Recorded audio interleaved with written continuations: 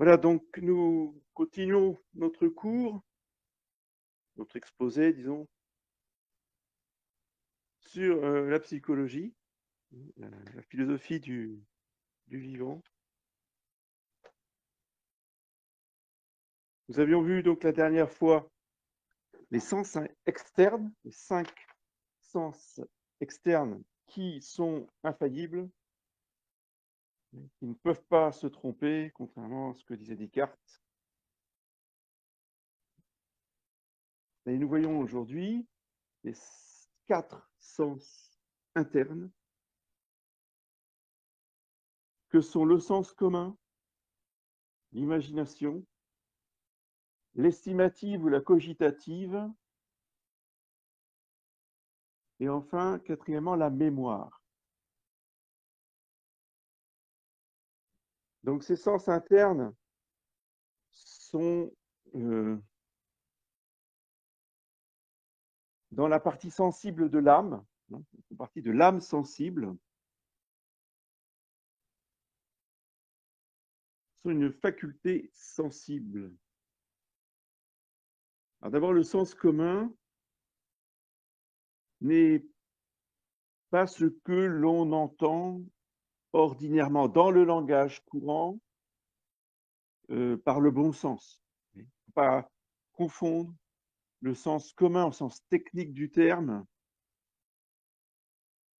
utilisé par saint Thomas avec le bon sens. Le sens commun est une faculté sensible interne qui est à la racine et au principe des 5 sens.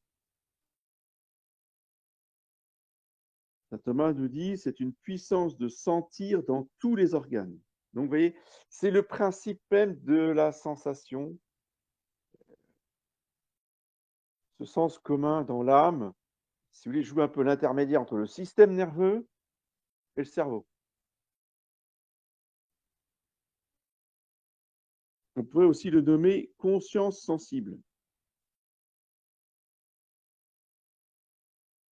Il opère une synthèse sensible de toutes les données recueillies par les 5 sens. Donc, il associe pour un objet donné la couleur, la texture, le goût, l'odeur, le son. Toutes les informations qui sont données par les sens, il les coordonne pour fabriquer, si vous voulez, une image sensible, un fantasme. Dans l'imagination, il est à la base des images qui vont être produites dans l'imagination. Il produit la synthèse qui va rendre possible la création d'une image, d'un fantasme dans l'imagination. Donc, deuxième sens interne, l'imagination. L'imagination est une fonction de connaissance sensible ayant pour objet le fantasme. Le fantasme, c'est l'image de l'objet concret, extérieur à moi, qui est devant moi. Bien, j'en ai une image à l'intérieur, c'est ce qu'on appelle le fantasme. Ce qui distingue l'image de la sensation, c'est que l'objet de l'image est irréel. L'image n'est que la représentation d'un objet réel, en l'absence de ce dernier. Avec le fantasme, nous sommes dans l'imaginaire. Il n'a pas d'existence en dehors de celui qui le produit.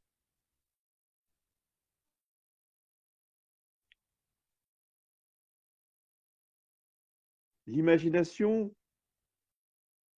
exerce 2 fonctions. L'une, on appelle la conservation, et l'autre, on appelle la reproduction.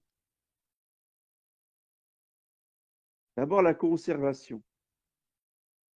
L'imagination conserve les fantasmes, ces images de la réalité.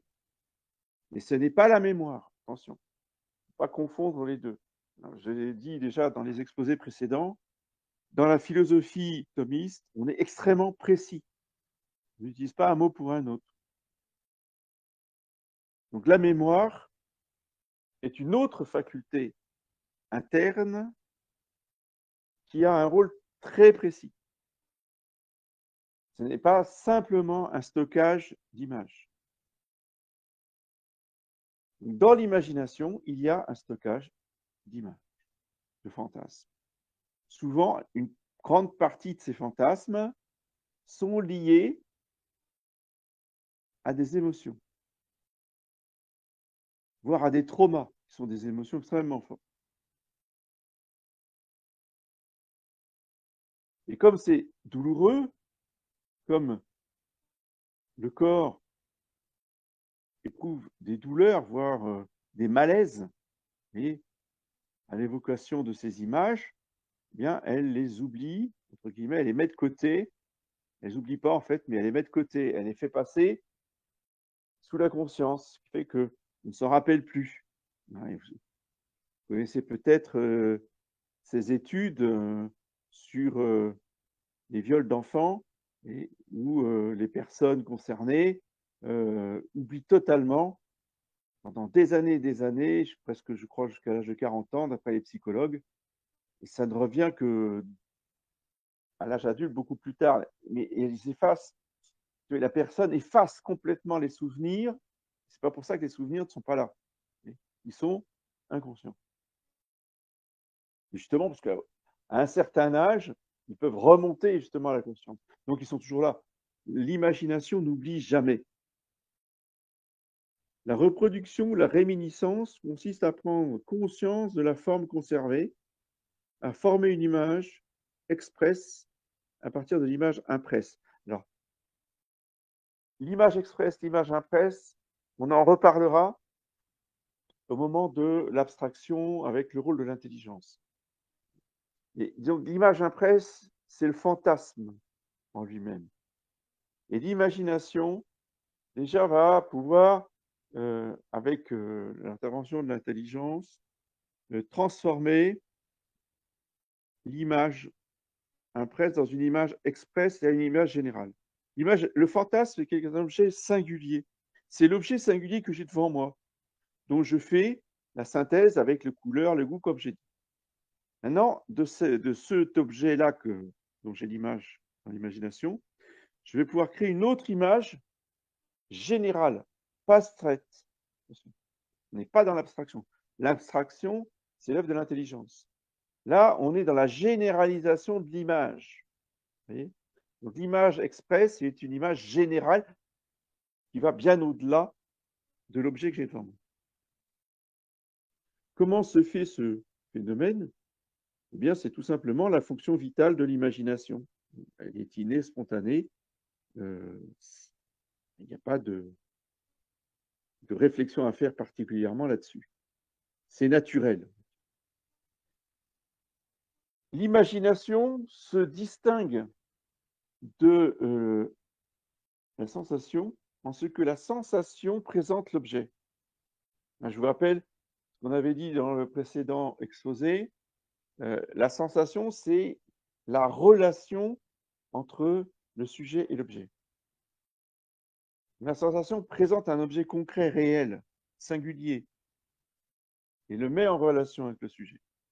Tandis que l'imagination, elle ne présente pas l'objet, elle représente l'objet par l'intermédiaire du fantasme. Strictement parlant, le fantasme n'est ni vrai ni faux. L'image, elle existe dans mon intelligence. Quand on dit qu'on a telle image, même si c'est quelque chose de très surprenant, on a cette image. Elle n'est ni fausse ni vraie. Cette image est dans mon imagination. La vérité ou la fausseté intervient uniquement à partir du moment où l'on juge que l'image que j'ai dans mon imagination, le fantasme, est conforme ou non à la réalité. Si dans mon imagination, je produis l'image d'une licorne à 4 cornes et de couleur bleue, il ne faut pas dire que je ne vois pas cette licorne.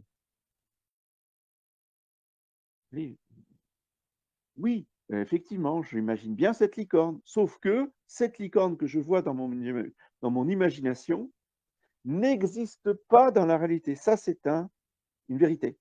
Si je dis cette licorne existe dans la réalité, là, je suis dans l'erreur. Je suis dans la fausseté. Voilà. Vous voyez, c'est l'intelligence qui va intervenir pour juger de la véracité ou de la fausseté du fantasme que mon imagination produit. Si je crois tout ce que l'imagination produit, je suis victime de mon imagination. Je vous rappelle que Pascal a dénommé l'imagination la folle du logis. À cause de ça. Parce que si on ne maîtrise pas son imagination par le jugement de l'intelligence, par le retour au réel, eh bien, on est victime des pires illusions, voire d'hallucinations. C'est ce que nous voyons tout de suite.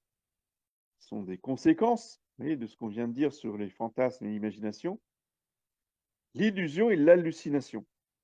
L'illusion est une image évoquée par une sensation présente, de telle sorte qu'on croit voir ce qu'en réalité on ne croit pas. Pardon, excusez-moi. Ce qu'en réalité on ne voit pas, mais qu'on ne fait qu'imaginer. Il y a cependant un fondement dans la réalité. Et par exemple, nous avons tous fait cette expérience de regarder la nuit, en se promenant dans la campagne, le jeu des ombres et de la lumière avec la lune, et qui nous font croire qu'il peut y avoir des choses, des formes d'animaux ou de choses comme ça, alors qu'en fait, il n'y a rien du tout. Et c'est une illusion, mais qui a un fondement quand même dans la réalité. Tandis que l'hallucination, c'est autre chose, c'est un dysfonctionnement neuronal qui provoque des sensations sans objet réel extérieur. Par exemple, je vois quelqu'un dans le jardin alors qu'il n'y a personne. Un cas très courant, malheureusement, j'entends des voix, j'entends une voix alors qu'il n'y a personne autour de moi. Mais dans ma tête, j'entends des voix qui me disent « tue cette personne ». C'est ce qui provoque justement des assassinats de schizophrènes et qui sont victimes d'hallucinations. Il n'y a aucune voix qui a été prononcée par quelqu'un, mais dans leur tête, il y a ces paroles qui sont parfois incessantes, qui les font beaucoup souffrir. Parce que le cerveau est détraqué, il y a des connexions qui se font dans le cerveau qui ne devraient pas se faire et qui provoquent soit des hallucinations sonores, soit des hallucinations visuelles, soit les deux ensemble, même des hallucinations sensitives. J'ai un infirmier psychiatrique qui m'avait raconté comme ça que il y a des malades qui, en se regardant dans la glace, en se lavant le matin, ils voyaient des choses épouvantables, se voyaient complètement hideux, déformés. Ils avaient des sensations de douleur épouvantables quand ils prenaient leur douche, par exemple. C'est pour ça qu'ils ne se lavaient pas, parce que ça les faisait trop souffrir. Et c'était juste de l'eau qui coulait sur le corps, mais la sensibilité et le cerveau étant complètement détraqués, ça provoquait chez eux des réactions extrêmement douloureuses. Ça, ce sont quelques exemples, hein, mais je vais en donner d'autres à la fin.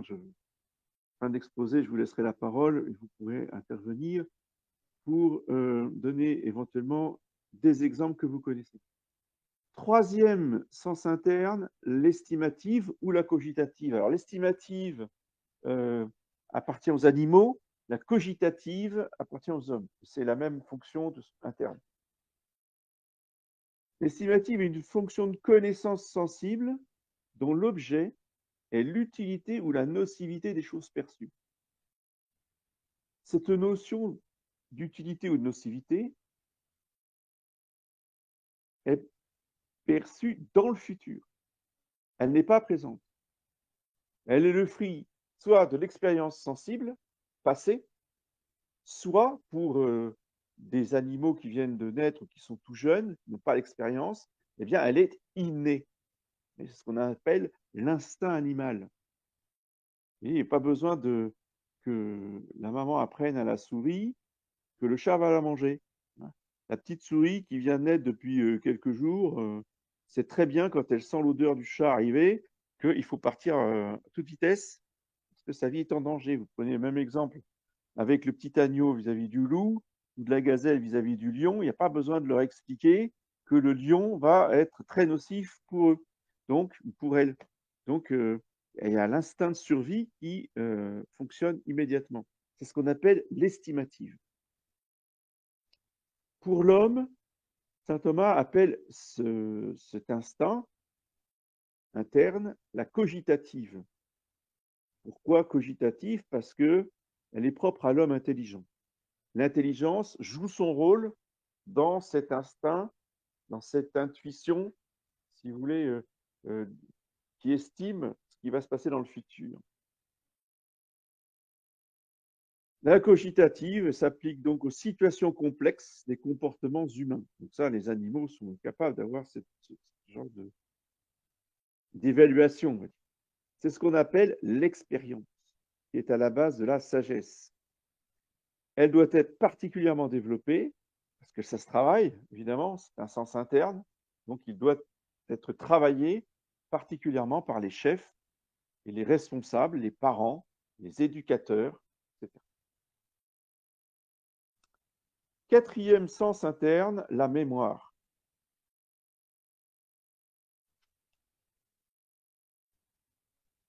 Ce qui spécifie la mémoire, c'est le passé en tant que passé, dit saint Thomas.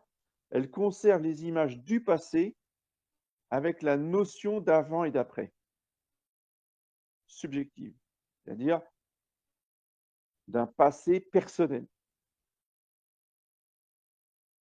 La mémoire reconnaît et trie les souvenirs personnels. La mémoire est fondée sur la perception de la durée intérieure en même temps que de l'identité personnelle. C'est-à-dire que je me perçois comme étant la personne qui est la même dans mes souvenirs que depuis que j'ai 4 ans, que quand j'avais 20 ans, et jusqu'à maintenant où j'ai 80 ans. Je suis toujours le même, toujours la même. Et sur cette identité personnelle, eh bien, je vais faire un tri de mes souvenirs en tant qu'ils sont passés. Si l'image est présente, on n'est pas dans la mémoire, on est dans l'imagination. La mémoire n'est que vis-à-vis du passé. C'est ce qu'on appelle la mémoire sensible. Objection, vous pouvez me dire, mais oui, mais il y a bien une mémoire intellectuelle. Il n'y a pas que une mémoire sensible. Nous nous souvenons de formules mathématiques, nous nous souvenons de règles de grammaire. Ce ne sont pas des images d'objets concrets, c'est des choses intellectuelles. Alors justement, cette mémoire de choses intellectuelles n'est pas la mémoire. La mémoire, je vous ai dit, ce n'est que par rapport aux souvenirs passés. Les formules mathématiques, les règles d'orthographe, les règles de grammaire ne font pas partie de la mémoire, elles font partie de l'intelligence, d'une partie de l'intelligence que saint Thomas appelle l'intellect possible, l'intellect passif, qui est un stockage de données intellectuelles. La mémoire est un stockage de données passées, données sensibles passées. L'imagination a une partie de stockage d'images qui ne sont pas liées au présent ou au passé. Voilà, donc vous voyez, ces sens internes ont chacun une partie, et même l'intelligence a aussi une partie de stockage qu'on n'oublie pas, puisque dès qu'on en a besoin, vous voyez, tout de suite, on va retrouver la formule mathématique. Dès qu'on en aura besoin, on saura ce que c'est qu'un triangle rectangle ou un triangle isocèle. Seulement, là, maintenant, j'y pense pas du tout. Il ne ne sont pas arrivés à la conscience. Dès que je veux, je peux ressortir ces données, soit de l'intellect possible, soit de la mémoire. Voilà. Donc, j'en ai terminé ce soir pour les 4 sens internes. Je ne vais pas aller plus loin. Pas la peine d'aborder un autre chapitre. C'est suffisamment complexe comme ça pour aller doucement, étape par étape, et assimiler à chaque étape. Alors maintenant, je vous donne la parole. Si quelqu'un veut poser des questions, compléter, intervenir, eh bien, n'hésitez pas. Alors pour ça, il faut appuyer sur le petit micro. Pour déclencher le micro, il faut appuyer dessus. Bonjour, c'est Anne-Marie Justiniani à l'appareil. Bonsoir. Vous m'entendez? Oui. Très bien, très bien. Oui. Je suis arrivée un petit peu après. Donc, il y a 4 sens internes, l'imagination, la mémoire, la sensation et l'intelligence. Ah non, il y a Non. 4 sens internes. Le sens commun, l'imagination, l'estimative et la mémoire.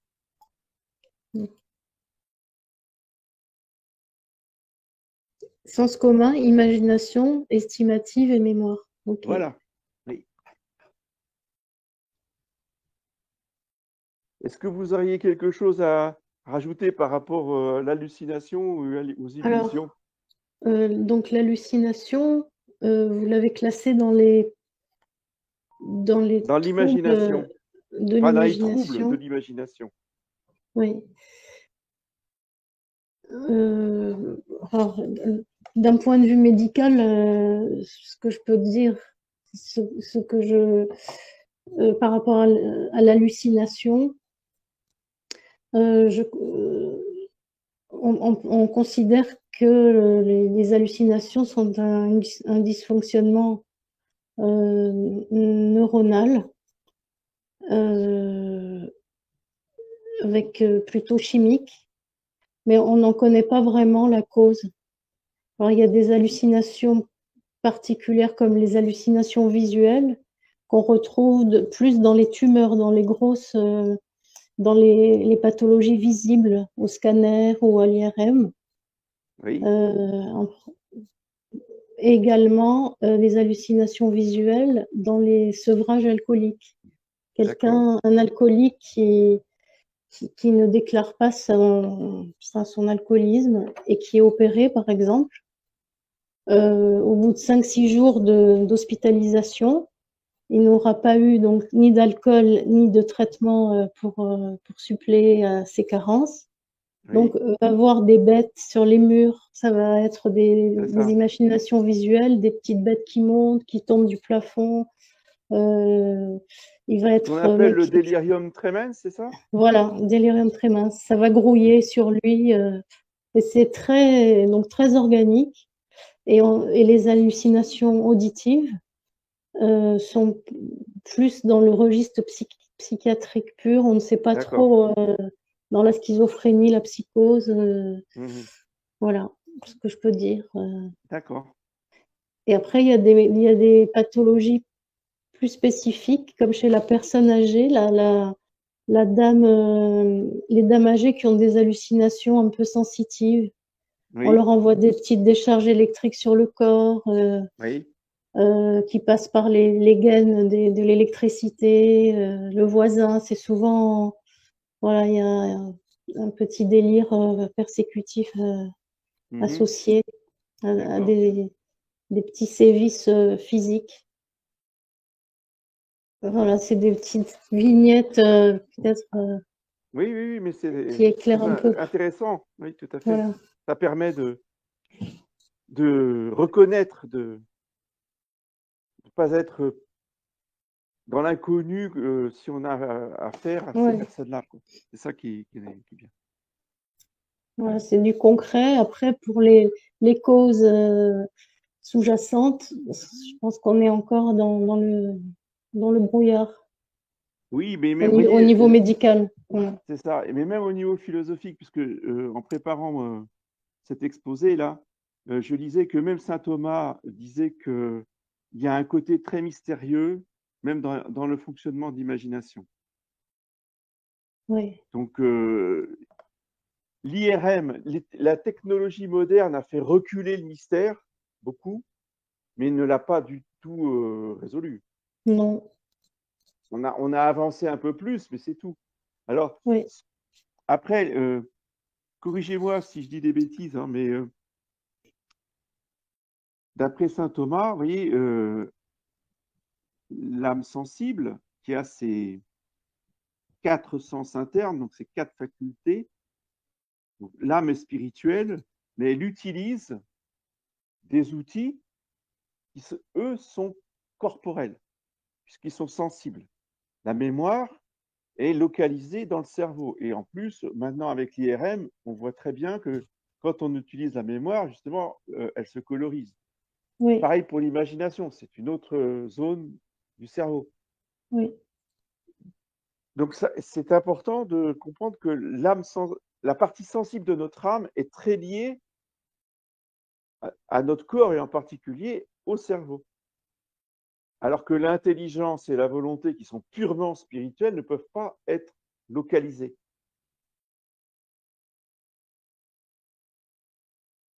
Ça vous d'accord. convient? Oui,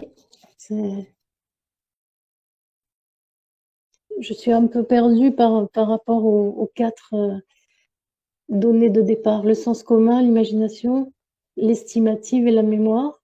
Oui. Donc, euh, donc l'âme, Vous voulez que je reprenne le sens commun, par non, exemple? oui, enfin, je veux pas retarder Ah non, non, non, mais la vous conférence. savez, Ouais, moi, je fais mon exposé tel que je l'ai préparé, tel que je l'ai écrit, mais le but, c'est ensuite que ça soit compris, assimilé. Donc, oui, c'est bien de revenir dessus. C'est pas parce que les autres n'osent pas parler qu'ils ont oui, forcément compris, hein. Alors là, vous avez au moins, je dirais, la franchise de le dire, et j'en profite, et ils en profiteront aussi.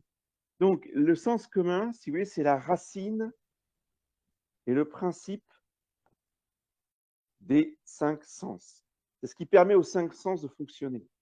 Si je sens le froid en touchant un glaçon, c'est parce que mon sens commun, vous voyez, fait la relation entre ma peau, qui est avec le système nerveux, qui remonte jusqu'au cerveau. Celui qui gère, si vous voulez, le sens qui gère toutes les sensations, parce que elles sont toutes connectées les unes avec les autres, parce qu'il n'y a pas que le toucher, il y a les 5 sens qui sont connectés les uns avec les autres par le sens commun. oui, Évidemment, ça c'est philosophique, c'est pas médical, hein. oui. Donc, le sens commun se verrait à l'IRM fonctionnel. Alors, ça, Oui, j'ai jamais je lu sais ça pas. nulle part, parce qu'en général, justement, les scientifiques connaissent pas la philosophie. C'est ça le drame de notre société moderne, c'est que les scientifiques ne font pas de philo. Hmm,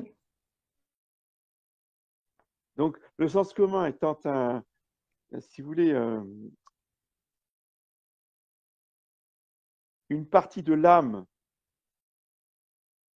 telle qu'elle est décrite par Aristote d'abord et par saint Thomas ensuite, euh, la science moderne ne reconnaît pas ça.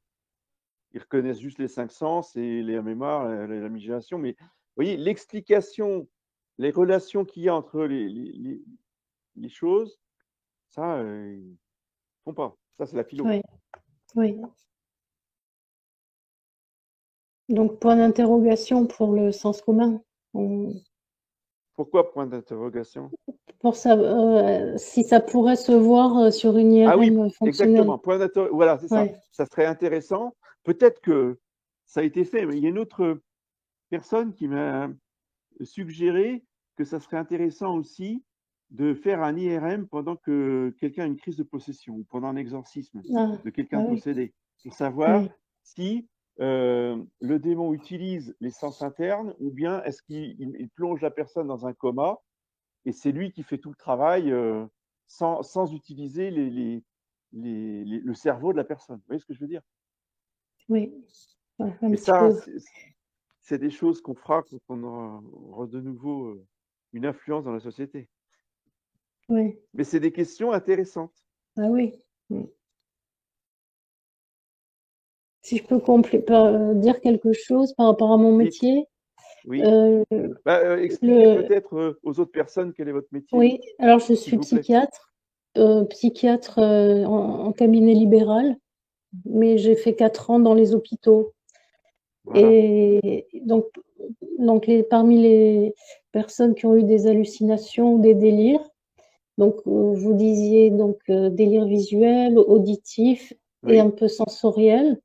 Et puis il y a aussi, c'est arrivé rarement, mais des choses qu'on n'arrive pas à classer et qui peut-être relèvent du prêtre oui, et des choses oui, très alors, bizarres c'est ça. Parce que devant le lesquelles démon on... intervient, ça, c'est de l'expérience vécue, malheureusement, mais le démon intervient dans toutes les maladies psy. Hein. Dès qu'il y a maladie psy, le démon intervient. Donc, Ouais. si vous voulez, quand on est dans un cadre catholique et qu'on fait intervenir l'exorcisme, eh bien, on casse l'intervention du démon, donc ça empêche, si vous voulez, de basculer dans tu vas tuer cette personne avec des meurtres épouvantables, comme on voit dans les films, là. Ça, avec l'exorcisme et la messe et les sacrements, le démon ne peut pas faire. Mais les hallucinations sont là, le dérèglement des neurones, ça ne change rien. Ouais. Bien, bah écoutez, si personne d'autre n'a quelque chose à dire, on va se quitter là. Et la semaine prochaine, nous verrons les appétits sensibles, que sont les passions par rapport à l'irascible, par rapport au concupiscible. Alors, je voudrais terminer justement pour vous montrer l'intérêt de tous ces propos. C'est pas juste le plaisir de faire de la philosophie ou de répondre à certaines curiosités, mais tout cela est très important pour la vie spirituelle. Dès que nous voulons avoir une relation personnelle avec notre Seigneur, que nous voulons rentrer dans ce discernement des esprits, dans ces règles du discernement des esprits de Saint Ignace, eh bien justement, nous avons un rôle de discrimination sur nos pensées. Nous devons maîtriser l'imagination. Et donc la semaine prochaine, nous verrons aussi comment nous devons maîtriser et contrôler les passions. L'imagination, les passions, les sensations, tout ça sont des parties du combat spirituel et c'est pourquoi il faut avoir une juste vue, une juste vision, disons, une juste compréhension de notre psychologie sur le plan philosophique. Alors, ça nous aide à éviter les pièges du démon et à éviter les pièges de notre propre imagination. Voilà. Écoutez, je vous dis bonsoir et à la semaine prochaine. Merci. Bonsoir, monsieur l'abbé.